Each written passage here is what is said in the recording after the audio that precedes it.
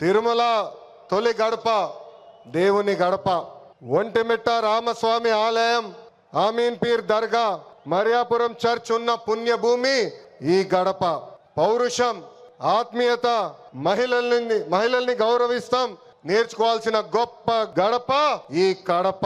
Mass జాత్ర మహానాడు అదిరిపోయింది. పౌరుషాల గడ్డపై పసుపు జెండా రెపరెపలాడుతుంది. దేవుని గడప కడపలో పసుపు పండగ నిర్వహిస్తాం. నా అదృష్టంగా నేను భావిస్తున్నా. 2024లో మాస్ విక్టరీ మనందరం చూసాం, చరిత్ర కూడా తిరిగి రాశాం. 94% స్ట్రైక్ రేట్ అంటే 175 నియోజకవర్గాల్లో 164 స్థానాలు మన కైవసం చేసుకున్నాం. ఇది ఒక రికార్డు కాదు, ఆల్ టైమ్ రికార్డ్ అని సభాముఖం మీకు తెలుపుతున్నా.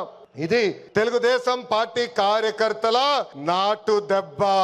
జెండా బీకేస్తా అన్నారు, వాళ్ళు ఇప్పుడు పార్టీ కార్యాలయానికి టూలెట్ బోటు పెట్టుకుని పారిపోయే పరిస్థితి. పార్టీ లేకుండా చేస్తా అన్నారు, అడ్రస్ లేకుండా పోయే పరిస్థితి.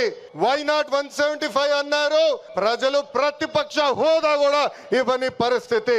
మన బొమ్మలు పెట్టి బాక్సింగ్ చేశారు, ప్రజలే ఇప్పుడు ఫుట్బాల్ ఆడుకునే పరిస్థితి. ఏ తప్పు చేయని మన అధినేత చంద్రబాబు నాయుడు గారు బంధించారు. ప్రజలు ఏకంగా ఆ నాయకుడిని ప్యాలెస్ లో పెట్టి తాళాలేసి లాక్ చేసే పరిస్థితి. మన నాయకులు ట్రెండ్ ఫాలో అవ్వరు, ట్రెండ్ సెట్ చేస్తారు. సినిమా స్క్రీన్ అయినా పొలిటికల్ స్క్రీన్ అయినా ఆయన ఒక లెజెండ్. ఆయన పేరేంటి? విశ్వవిఖ్యాత నట సార్వభౌమ స్వర్గశ్రీ నందమూరి తారక రామారావు గారు. ఎన్టీఆర్ అంటే 3 అక్షరాలు కాదు, ఎన్టీఆర్ అంటేనే ఒక ప్రభంజనం.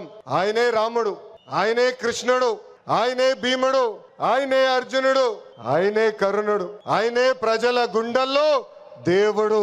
పార్టీ పెట్టిన 9 నెలల్లో అధికారంలోకి రావటం ఒక చరిత్ర.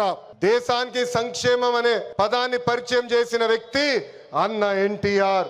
2 రూపాయలకి కిలో బియ్యం, 50 రూపాయలకి హార్స్ పవర్ విద్యుత్, జంతా వస్త్రాలు, పక్కా ఇల్లు, గురుకుల పాఠశాలలు, మధ్యాహ్న భోజనం, ఇట్లా చెప్పుకుంటే రోజంతా పడుతుంది. అన్న ఎన్టీఆర్ చేసిన సంక్షేమ కార్యక్రమాలు చెప్పేదానికి. సంక్షేమంలోనే అన్న ఎన్టీఆర్ ఒక బ్రాండ్.